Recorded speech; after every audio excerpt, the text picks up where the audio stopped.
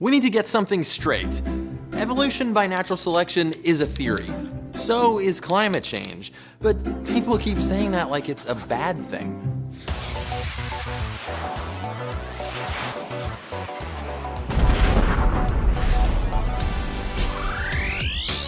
I get it, I understand your frustration. We're all searching for ultimate #truth, and complex, challenging ideas don't always fit nice and neatly in our brains. But what is truth? Are there different levels of truth? Are some truths truthier than others?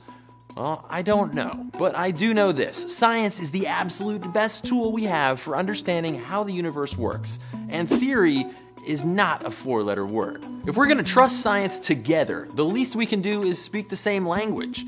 Words like fact, theory, hypothesis, and law mean something totally different to a scientist than the way they're used in everyday speech. So let's get them straight.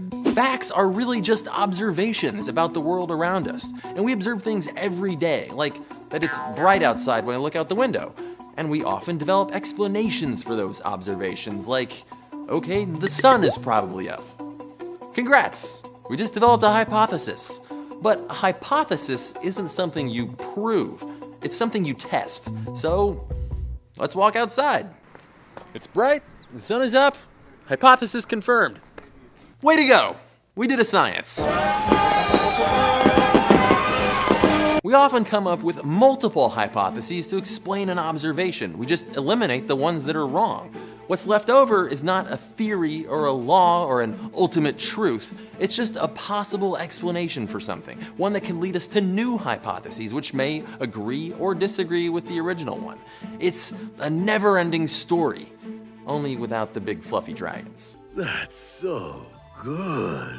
When enough hypotheses have gotten the old scientific check mark, we can pile these all up and turn them into something greater, a theory. A theory is the way we know something works, based on the evidence we've collected and all the hypotheses that we've successfully put to the test. The best thing about a theory is that we can use it to make predictions, and not just about the way things are, but how they will be. You may have heard someone say something like, I have a theory about why cats purr. I think it's because they're actually tiny robots, and those are their gears. Well, that's not a theory. That's actually a hypothesis. It's something that could be tested, but don't try this at home. This cycle, taking facts and observations, thinking up possible explanations, testing those explanations, and then making predictions based upon them, that's what this whole science thing is about. Being a theory isn't a bad thing. It means that idea got the gold star, the blue ribbon, a big shiny trophy that says, countless experiments have shown that I'm sufficient to explain all the observations that I encompass. Now, to see if you got this down, let's look at some examples. Fact, people get sick. I think we can all accept that. Hypothesis, people get sick because something gets in their body and starts doing bad things.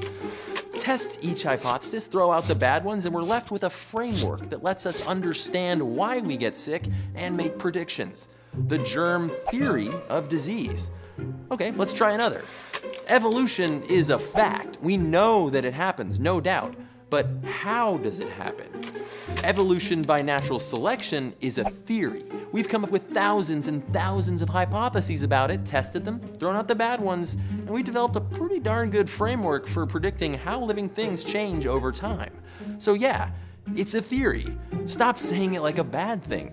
Calling it a theory means it's passed the toughest tests that we can throw at it. And evolution has been tested maybe more than any other theory we know of. We should really call it the theory of the fact of evolution. What about something as fundamental as gravity? Is that a theory or is it a law? In science, a law is a detailed description, usually using math, of how something happens, like the movement of gas molecules related to temperature, or how mass and energy are always conserved. But a law doesn't tell us why something happens. Gravity, as it turns out, is a law and a theory. Newton's law of universal gravitation describes precisely how two objects will attract each other based on their masses and the distance between them, and gives us a nice formula we can use to figure it out. Textbook law. But Newton's equation doesn't describe what is happening or why. To do that, we need a theory of gravity. Fact. If I drop this, it'll fall. law. I can mathematically describe how fast that apple and the Earth will accelerate toward one another based on their masses and distance. But why is it happening? Hypothesis.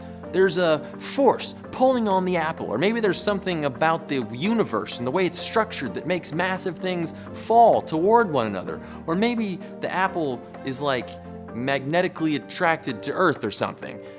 Eliminate the bad ones and we're left with a theory. And thanks to Einstein, we've got a theory of gravity called general relativity. But once scientists stumbled upon quantum mechanics, they began to realize that Einstein's relativity didn't account for what was happening on the very smallest gravitational scales in the universe.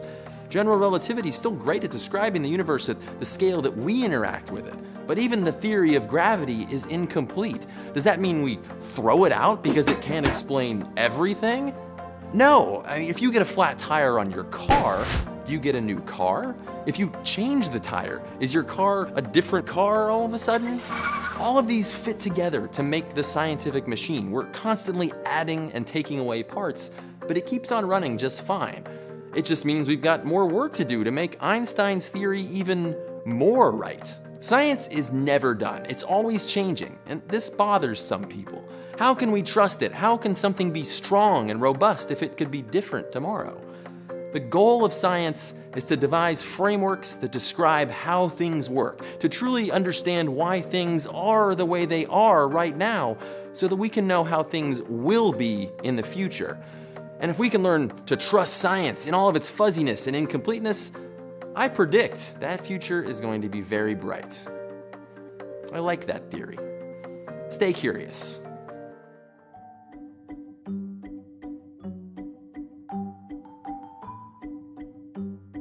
Otters are cute, curious, playful, cute, intelligent, fluffy, and did I mention cute? But they're more than just adorable animals. Otters are the cornerstone of one very important ecosystem.